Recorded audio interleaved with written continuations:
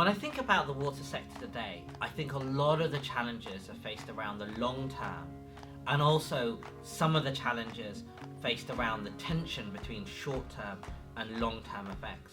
So I think we need clean water, we need security of water, we need resilience within the water system, and we need to deal with how our climate is transitioning.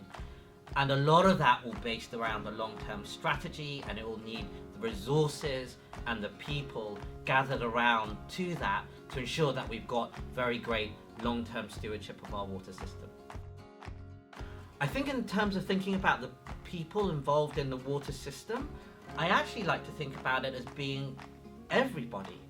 Sure, we're going to need the big organizations to step up, from the water companies to the regulators to actually every businesses and all of those type of stakeholders, but it's also going to take the person in the street, you and me and everyone around us, to take our part.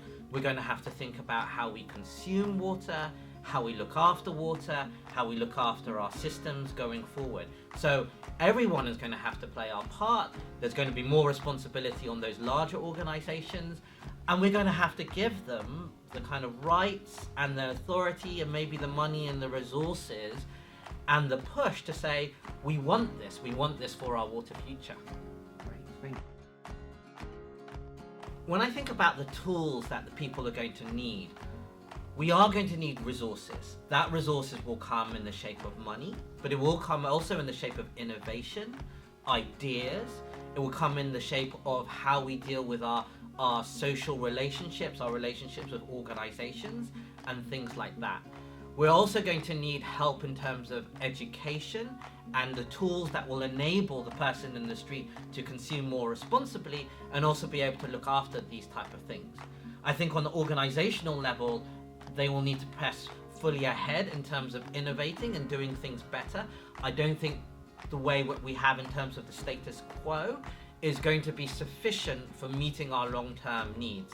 The climate is changing. We're going to need to be more resilient. We're going to need more ideas and things for transition. And so we're going to need the resources in order to be able to innovate, as well as look after all of the things in terms of stuff like leaks and consumption and ideas and things like that. I think when you think about supporting the individuals within the water system, you've got a lot of interlocking stakeholders. You've got the organizations such as the water companies, you have the regulators, you have the politicians, you actually have every single business that we work for. Every single business that we work for, people work for, use water to some extent, whether that's simply just consumption to live day to day, or whether they're using it industrially. So there's a sort of systems-wide approach where a lot of people, a lot of those stakeholders need to be supporting the individual so that they can support them in terms of educational tools, but also in terms of the systems and resources so that we can use water more responsibly and also help to steward those effects for the long term. I think when I think about the obstacles or challenges currently standing in the way, there is a lot of short-term noise. There's a lot of pressure overall in society and the system. There's pressure on money, there's pressure on time, there's pressure on people, there's pressure on ideas. And I think we're going to have to find some way of rising above some of those pressures to think about the long term. We're probably going to have to synergize and collaborate more closely together. And I think we're going to have to do more, maybe with a little bit less in some areas. But I think when we collaborate and focus on some of these long-term issues in terms of innovating as well as empowering people to use what they have more, then I think we can achieve it. And I think some of it will be behavioral change as well, both on a personal level, but also on an organizational level.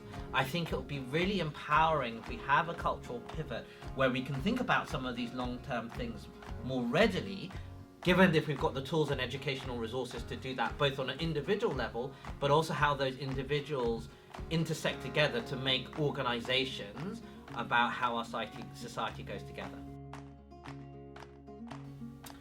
When I think about what a world might look like in terms of being better, I think there are a lot of stakeholders which make up the world. It's people, it's the environment, it's the planet, it's all of those type of things. And I think broadly, when you think about the value or the wealth amongst all of those stakeholders, I think we need to think about two things. I think we need to think about that pie of wealth growing larger. I think people at the, say, the bottom half of society, or how we look after those things, we need to be able to lift those people up. There's still a lot of poverty, there's still a lot of issues around that, and I don't think, it's intersectional with that about how we can think about water and use with that sort of thing. So we still have to grow the value of that pie whilst looking after the environmental value and things like that. But in terms of growing the value of the pie, we also think about how we're going to be splitting that pie also in the future. So we need to grow the pie and split the pie more fairly. And I think when you think about that in terms of which looks better, that would mean that actually you've lifted people up and you've taken care of your environment, so your people and your planet have done really well as rebalancing the split of where that pie might be, so that everyone feels that they're getting their fair share of it.